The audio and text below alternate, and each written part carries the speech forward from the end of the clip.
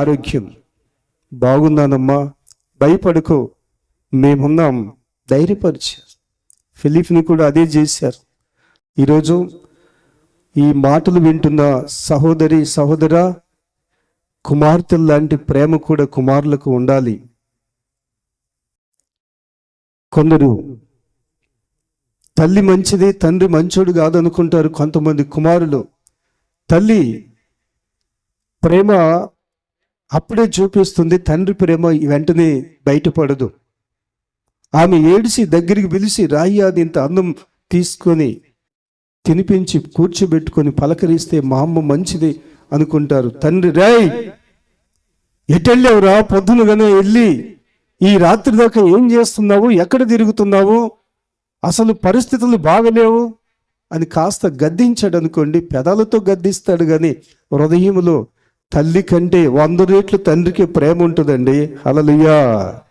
పిల్లల బాధ్యత, ఆడపిల్లలను పెంచే బాధ్యత తల్లికి ఉంటుంది, మగ పిల్లలను పెంచే బాధ్యత తండ్రికి ఉంటుంది. ఆడపిల్లల పరిస్థితి ఆడపిల్లలు తండ్రికి చెప్పలేరు, మగపిల్లల పరిస్థితి తల్లికి చెప్పలేరు. బాధ్యత ఒక కుటుంబం అనేది, జంతువులు కూడా కంటాయి పిల్లలు, కానీ క్రమ పద్ధతి ఉండదు. క్రమ పద్ధతిగా లేకుండా పెరుగుతూ ఉంటాయి. కానీ మానవులం వాటికంటే శ్రేష్టలం. మనకు జ్ఞానం ఉంది, తెలివి ఉంది. మంచేదో చెడేదో భూమి మీద ఏ రీతిగా మనం బ్రతకాలో నేర్చుకొని ప్రభుతో నడుస్తూ కుమార్తెనైనా కుమారునైనా సమానంగా ప్రేమించాలి. దేవుడు పక్షవాతి కాడు.